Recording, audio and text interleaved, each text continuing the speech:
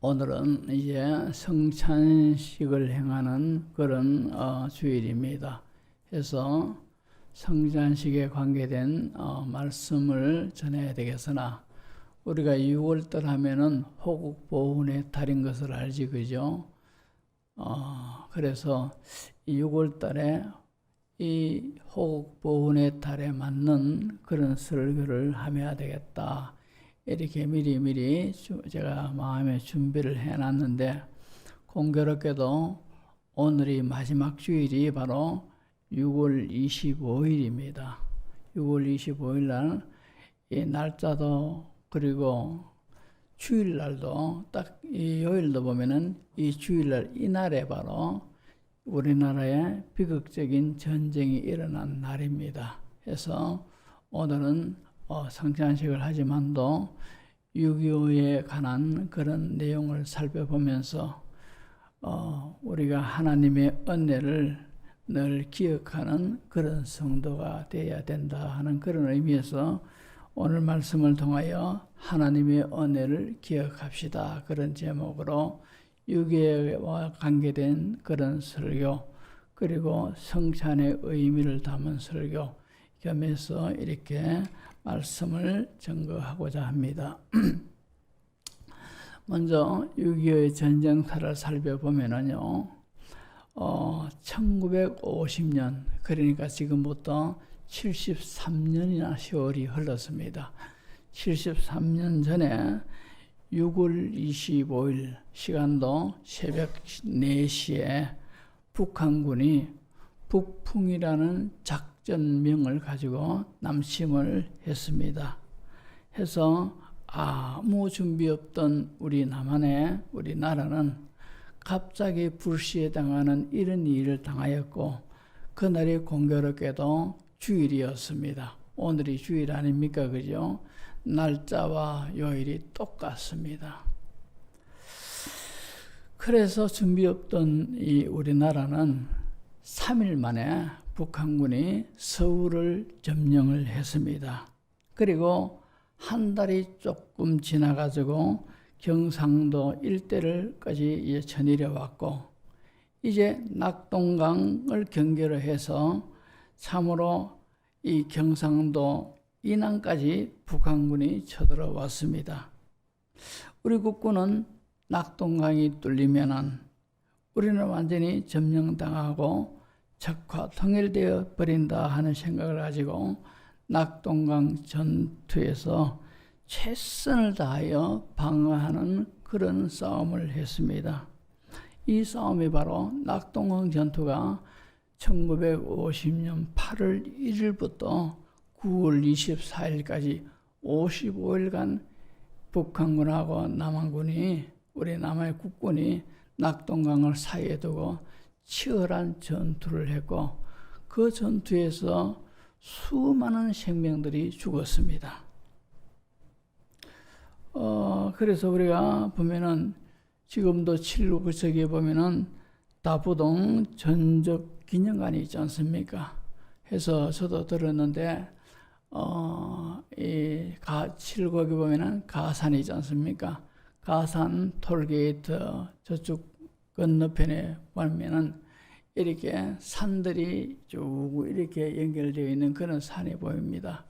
근데 우리 교회 그때 장로님 중에 한 분이 지금도 저 산에 가보면은 이 유골들이 6.25 전쟁 때에 죽은 전사자들의 그 유골들이 심심찮게 발견되곤 한답니다. 그리고 그 이야기를 들으니까 참 이 70년이 지난 그런 전쟁사지만도 뭔가 와닿는 그런 느낌이 다릅니다. 자, 이렇게 나라는 이제 낙동강을 두고 이제 곧 이제 우리나라가 위기에 처해 있을 때에, 그때 전국에서 피난 온 사람들이 이제 있었는데, 그 중에 목사님, 장로님, 그리고 성도님들이 어디에 모였느냐? 부산에 가면은 지금도 있습니다. 초량교회에 모여가지고 하나님 앞에 눈물 흘리며 성도가 성도답지 못함을, 교회가 교회답지 못함을 하나님 앞에 회개를 했습니다. 회개를 하며 금식하면서 나라의 주권자 되신 하나님, 이 나라를 살려주십시오. 이 나라를 다시 회복시켜 주십시오. 여기밖에 안 남았습니다. 이제 손바닥만은, 이제 요것만 남았습니다. 하나님, 이 나라, 이 민족을 불쌍히 여겨달라고 울면서 그렇게 기도를 했습니다. 그리고 우리 믿는 성도들은 다 압니다. 메가더, 그때 유엔군 총사령관인 미국의 메가더 장군이었는데, 이 메가더 장군이 인천 상륙 작전을 감행해가지고 삽시간에 서울을 다시 회복하고, 그래가지고 북한군의 허리를 자르듯이 그렇게 함으로 인해서 북한군을 흩으시가지고 올라가지 않습니까? 그런데 이 모든 것들이 하나님께서 그때 초량교회 목사님들이, 장로님들이 모여가지고 눈물 흘리며 회개하고 이 나라를 하나님 구해달라고, 불쌍히 해달라고 그렇게 간구했던 그 기도를 하나님이 들으셨다는 거예요. 그 기도를 들으시고 하나님께서 사람을 통하여 역사를 했는데, 유엔군 총사령관인 메가더 장군이 인천 상륙 작전을 이제 감행을 하려고 했습니다. 그때 인천 상륙 작전을 감행하는 이 가운데서도 제가 책을 읽어봤는데 여러 반대 세력들이 많았고 말리는 그런 사람들이 많았습니다. 그때 이 메가더 장군이 하나님 앞에 기도를 했어요. 기도를 하고는 자기가 지금 이런 작전을 감행하려고 하는 이것이 옳다는 어떤 그런 느낌이 와가지고 강행을 했습니다. 주위의 반대 세력들을 다 물리치고 그렇게 감행을 했는데, 북한군도 이 인천을 통하여 유엔군이 이렇게 상륙 작전을 감행하면 어떨까나 하는 거죠.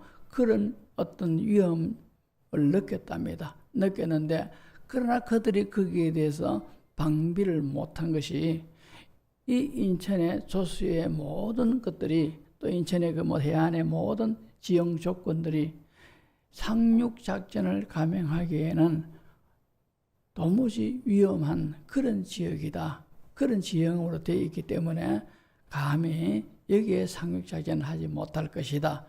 이런 부담을 느끼면서도 그것 때문에 방비를 안 했답니다. 그런데 메가더 장군이 그쪽을 통해서 인천 상륙 작전을 감행을 했는데, 그날이 바로 1950년 9월 15일입니다. 해서 이 상륙 작전을 감행을 했고 삽시간에 서울을 수복을 했습니다.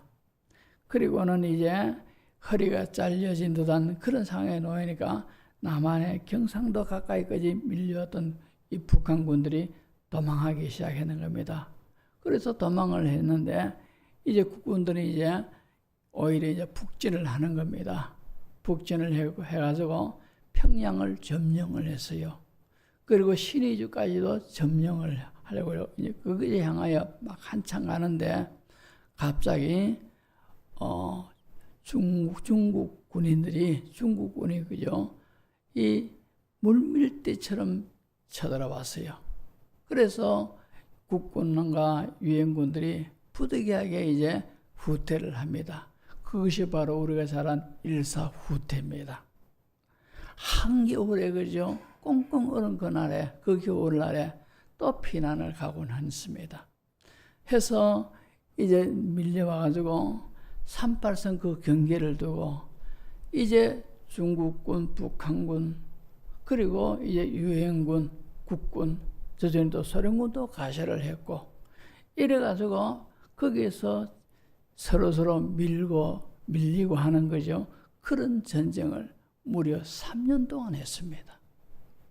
3년 동안 하는 가운데서 얼마나 수많은 사람들이 죽었는지 모릅니다. 자, 그렇게 해서 이 1950년 6월 25일 주일날 시작된 전쟁이 53년 7월 27일 미국과 소련이 이제 핵상을 앞두고 맞닿아 앉아서 회담을 했습니다. 그래서 결정된 것이 정전협정을 그때 맺었습니다. 그 정전협정을 맺음으로 인하여 기나긴 3년의 그 전쟁이 이제 잠시 멈추게 되었고, 그 잠시 멈춘 전쟁이 지금 73년 동안의 정전 상태로 지금 이렇게 있는 겁니다. 문재인 대통령의 정권에서 일방적으로 종전을 선언한다 하지만도 북한군은 콧방귀를 끼고 그러죠. 절대 거기에 응하지 않았지요. 그래서 지금도 보면은 종전된 상태가 아니고 정전된 상태, 잠시 멈추어져 있는 그런 상태다 이 말입니다. 그리고 난 다음에 우리나라가 그때 정부가 이승만 대통령 정부가 아주 잘한 것 중에 하나가 미국과 어떤 조약을 맺었는데, 어떤 조약을 맺었느냐? 한미 방위 조약을 그때 맺었습니다. 한미 방위 조약은 우리가 알다시피 만약에 우리나라가 외척의 어떤 그런 공격을 받을 때 미국은 자동적으로 개입하게 돼 있고, 미국이 공격을 받을 때는 우리나라가 자동적으로 개입하게 되는 그런 조약이 바로 한미 방위 조약입니다. 근데 미국이 침공당할 리가 없을 것이고, 또 우리나라가 미국을 도울 일이 어디 있겠습니까? 우리나라가 위기에 처하면은 미국은 자동적으로 개입하게 되는 그런 조약이 바로 한미 방위 조약인데, 어떻게 보면은 38선 그 경계를 철저한 하나를 두고요, 73년 동안 우리가 평화를 누리고 지금의 번영이 이르기까지는 이 한미 방위 조약이 있게끔 그렇게 했다. 그렇게 우리가 말을 할 수가 있습니다. 왜 그런가 하니까 전쟁이 일어나면은 북한군이 다시 쳐들어오면은, 중국군이 다시 쳐들어오면은 미국이 자동적으로 개입한다는 이 사실을 그들이 알기 때문에 38선거 철조망이 우리를 보호해 준 것이 아니고 이 한미 방위 조약이 지금의 오늘날까지 전쟁 없이 우리가 지금 살게 된 이유 중에 하나가 바로 그렇습니다.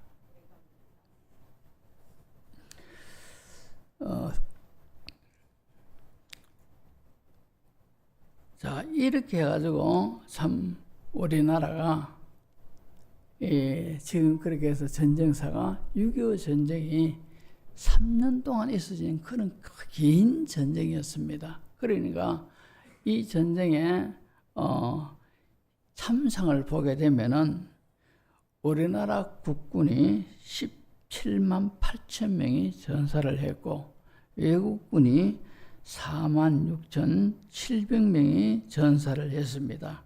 그때 이산가족이 1,000만 명이 생겼다고 합니다. 그리고 전쟁 민망인이 30만이고 전쟁 고아가 10만이고 나라의 경제는 3년 동안에 밀고 땡겨가는 이 전쟁통에 우리가 사진상으로 봐도 알 수 있지 않습니까? 완전히 잿더미입니다. 우리나라의 모든 집들이 상한 집들이었고 전부 다 잿더미 같은 그런 나라가 바로 그 전쟁 후의 참상입니다.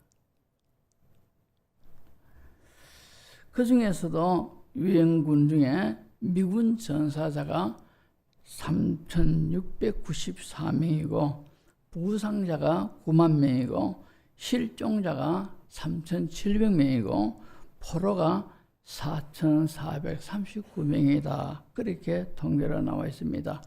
이때 우리나라의 전쟁에서 우리나라를 도와준 나라가 무려 63개국이 우리나라를 도왔습니다. 군인을 보내가지고 우리나라를 도운 그런 나라도 있고, 또 의료기구를 보내가지고 우리나라를 도운 그런 나라도 있고, 또 물자를 지원해가지고 우리나라를 도운 그런 나라들, 이런 모든 것이 합쳐가지고 63개국이 우리나라를 그때 도왔습니다. 이렇게 모든 것들을 볼 때 역사를 주관하시는 하나님이 이 아시아의 조그만 한반도, 이 나라를 살리기 위하여, 이 나라를 지키기 위하여 63개국이 이 전쟁에 이 모양 저 모양으로 동참해가지고 이 나라를 지켰다는 이 말입니다.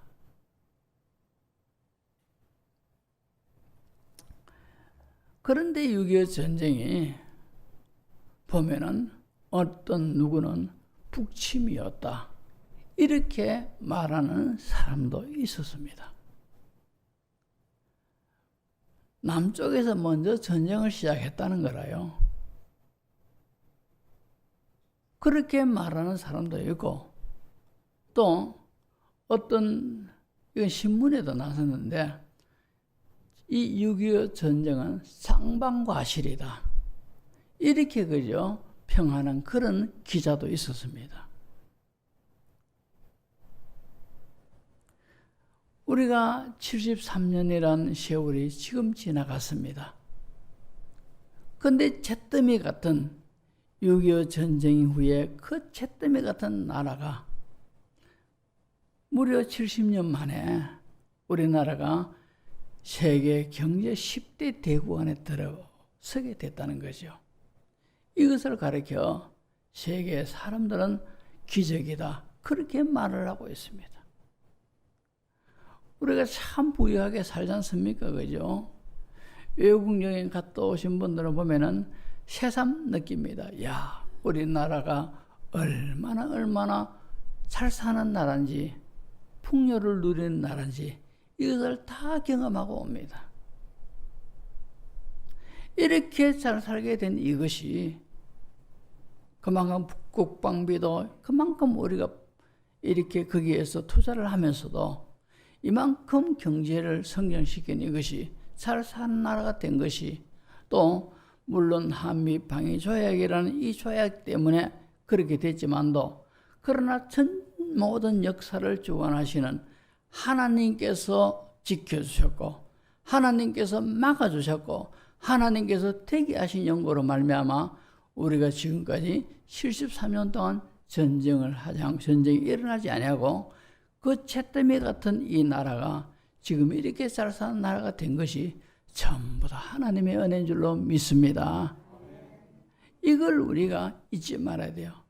우리나라가 이만큼 잘 살게 된 것이 그때 풍전등화와 같은 이 우리 대한민국, 완전히 적화 통일될 수밖에 없는 이 나라를, 그래도 하나님께서 유엔군을 비롯하여 63개국의 나라들이 이름도 모르는 대한민국을 위하여서 이렇게 참전을 해가지고 지켜줬다는 거죠.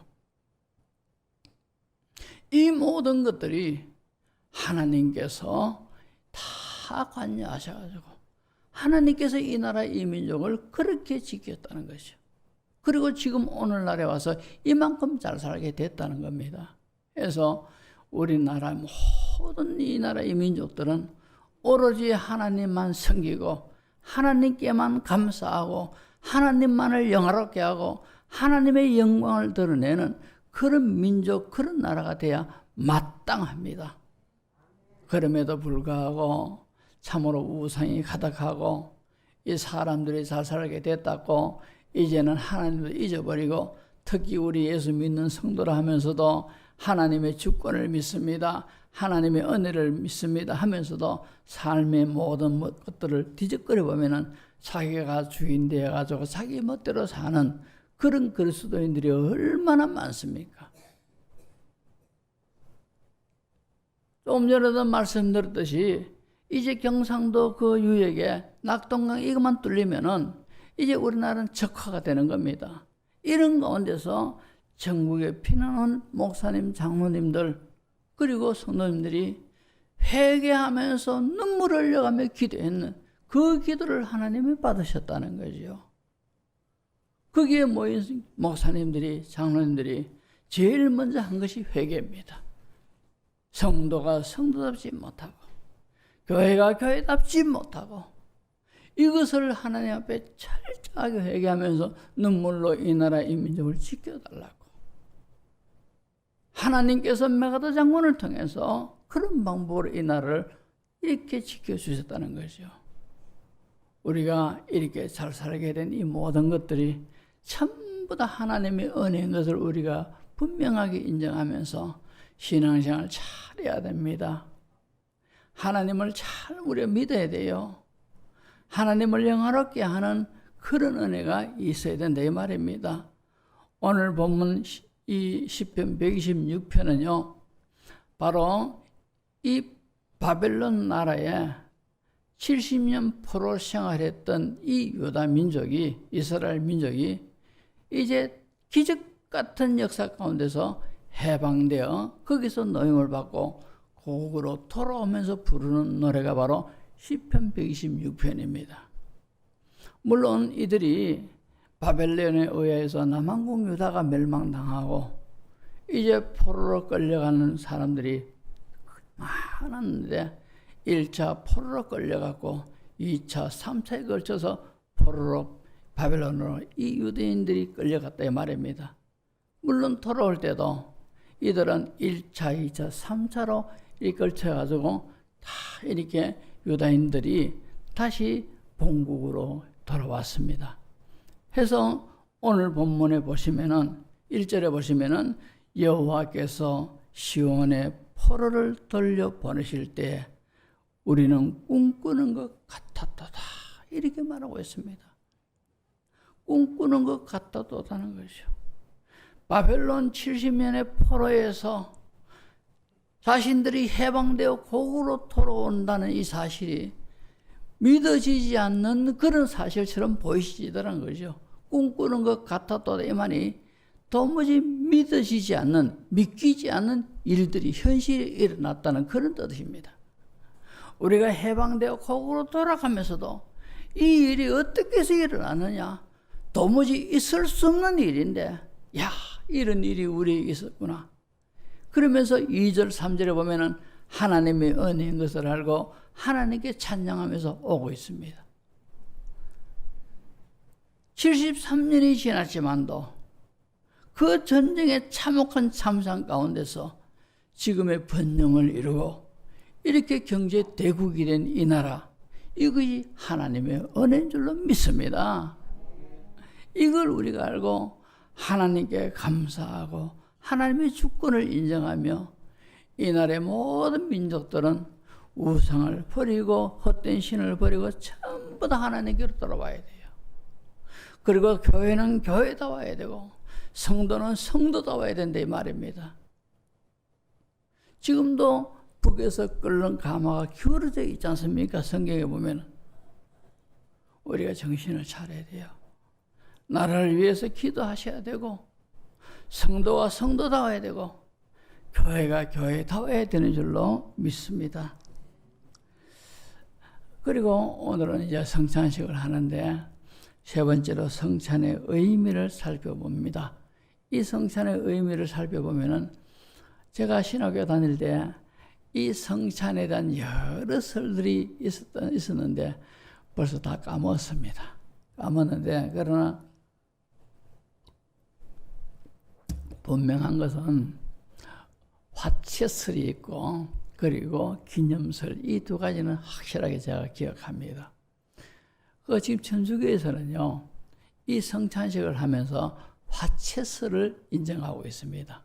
화채설이 어떤 것인가 하니까 이제 떡과 포도잔을 놓고 축복기도 하지 않습니까? 그죠? 축복기도 하면은 이 포도주가 예수님 피로 변한다는 거예요. 떡이 예수님의 살로 변한다는 겁니다. 이게 바로 화채설이라요. 천주교에서는 지금도 그렇게 생각하고 화채설을 주장하고 그렇게 거행하고 있습니다. 기도하고 난 뒤에 어떻게 떡이 예수님의 살로 변하겠습니까? 또 기도하고 난 뒤에 포도주가 어떻게 예수님의 피로 변하겠느냐 말입니다. 그래서 우리 개신교회는 기념설을 주장하고 있습니다.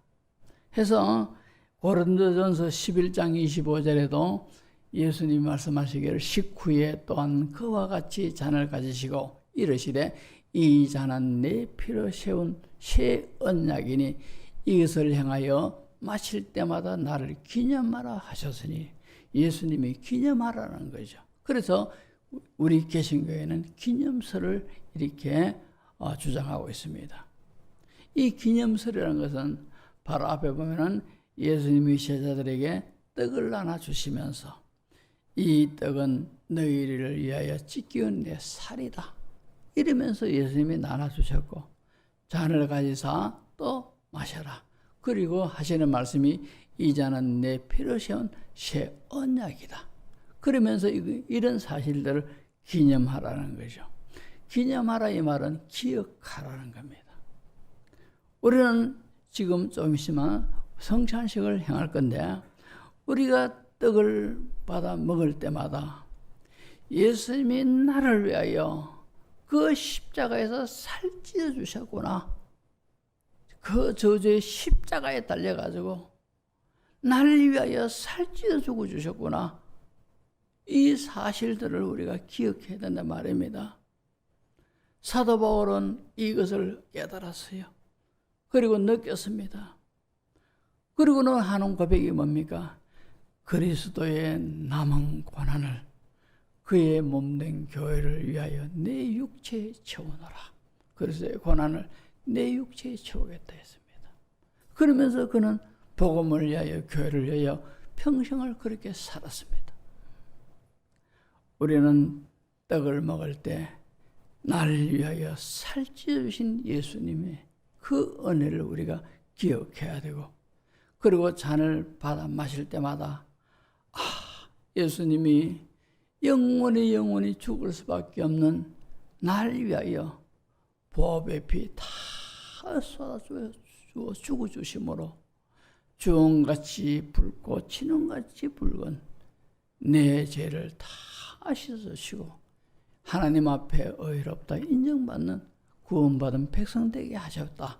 이 사실을 우리가 기억하면서 눈물로도 갚을 수 없는 이 은혜 우리는 감사감격하면서 주님을 사랑하며 주님 위하여 사는 헌신된 그런 신앙의 사람이 되어야 할 줄로 믿습니다.